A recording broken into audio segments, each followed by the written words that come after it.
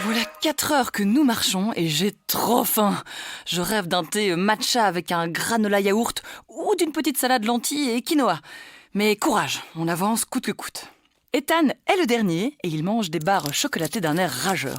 Pour lui, il semble que ce soit une sorte de carburant pour avancer. Je lui fais un sourire avec un signe du pouce.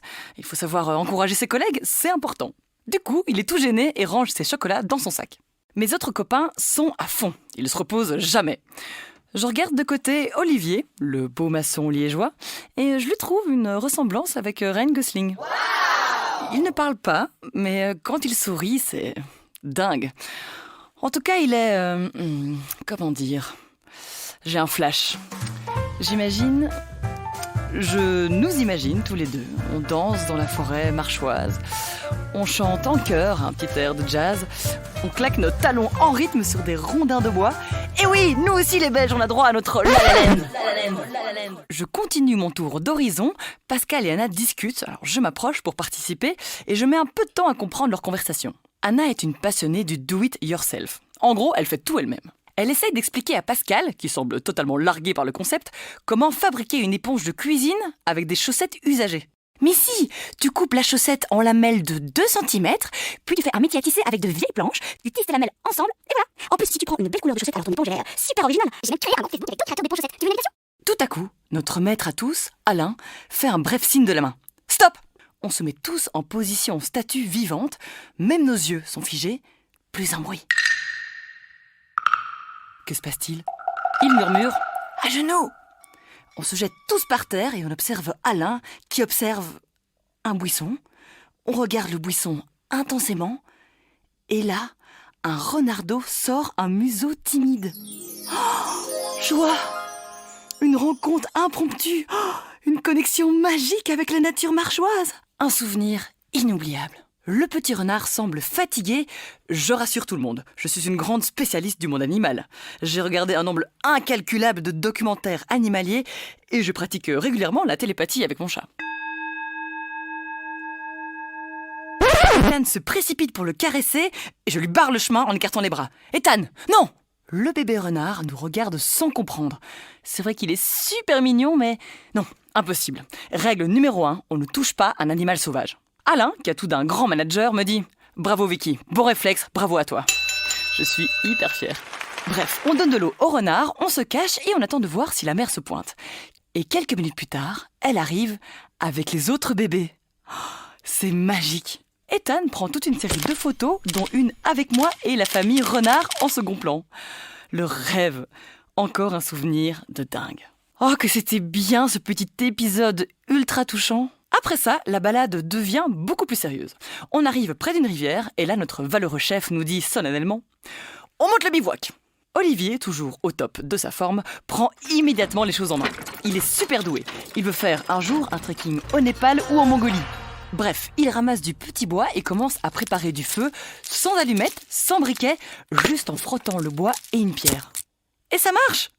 Ce garçon est incroyable. Pascal et moi acceptons avec courage la mission de chercher à manger pour le camp. C'est assez simple, il faut trouver des plantes comestibles à proximité. Pourtant, au début, on galère. On voit rien du tout, le soleil tape, puis j'ai soif, j'ai faim. Pascal se désespère aussi et on a une petite baisse de morale. Allez, on lâche rien, nous devons absolument trouver de quoi nourrir notre camp. À force de nous concentrer sur chaque brin d'herbe, chaque fougère ou coquelicot, on finit par identifier quelques plantes recommandées par Alain.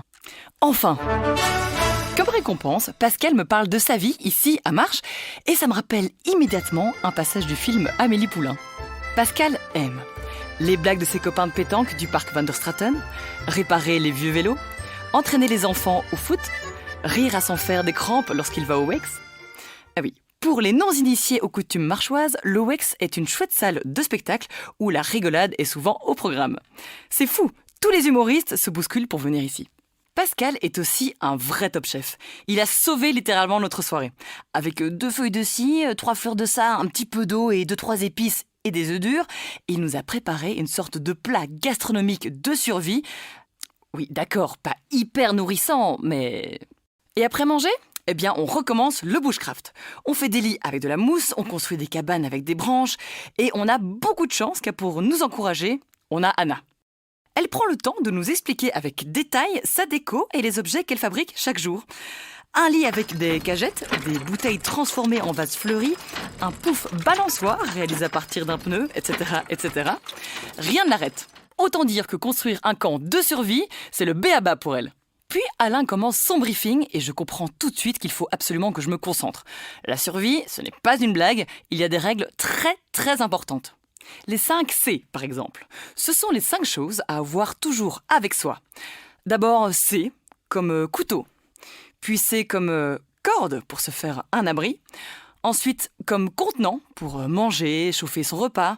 Puis, comme couverture, pour dormir bien au chaud. Et puis, C, comme chaleur, donc une pierre à feu. Et là, je vous entends dire, pourquoi pas des allumettes ou un briquet ? Et bim ! Dans le piège. Ça marche plus, les briquets ou les allumettes, quand c'est mouillé. Mais la pierre à feu, par contre, ça marche toujours. Alors qu'on digère notre repas léger, ainsi que les nombreux conseils d'Alain, on entend tous un bruit bizarre. Un mélange de bruit de bouche et de grognement. La nuit tombant, on commence à s'inquiéter. Il se passe quelque chose d'inhabituel. Ethan, il est où ? Je le vois plus. Je suis à la limite du burn-out, le stress et la fatigue me poussent à paniquer. Je tourne sur moi-même comme une toupie. Olivier m'attrape par le bras pour me calmer et ça marche. Je pense, don't worry baby, promis, je vais me ressaisir. 30 secondes plus tard, on retrouve mon jeune photographe personnel caché derrière un arbre qui mange des biscuits, des sortes de petits macarons, d'ailleurs super appétissants. Il me dit la bouche pleine, tu veux goûter ? Ce sont des baisers de marche. Quel dilemme ! Faut-il respecter les règles de survie ou découvrir cette magnifique spécialité marchoise ? Avec l'accord d'Alain, je goûte le baiser. Ethan immortalise immédiatement ce moment délicieux. Ça y est, encore une belle photo, encore un moment insolite, inoubliable, encore un point pour gagner mon pari. 2 jours aussi intenses, on ne voit pas le temps passer. Sur la route du retour, on aurait dit le dernier jour d'une colonie de vacances où tout le monde a un petit air triste. À l'arrivée, on se regarde avec des larmes au coin des yeux, on échange nos téléphones et chacun part de son côté. Pour me remonter le moral, je pense à la suite de mes aventures. Demain, nouveau challenge. Mon copain d'enfance, Brasseur, m'a préparé une journée surprise insolite. Je ne sais pas du tout ce qu'on va faire. Pour ce soir, retour avec le taxi de Marcel à l'hôtel. Ethan, lui, est très, très fatigué. Il me demande un peu inquiet. Demain, c'est plus calme ? Et là, je ris. Ah ben non, pas question, Ethan. Calme ? Pourquoi faire ? Non, cette semaine doit être exceptionnelle.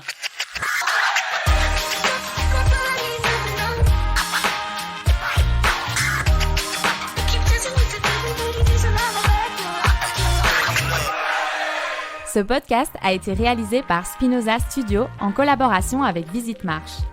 Vous êtes impatient de connaître la suite des aventures de Vicky ? Écoutez les prochains épisodes et suivez-nous sur les réseaux sociaux avec le hashtag Vicky à Marche.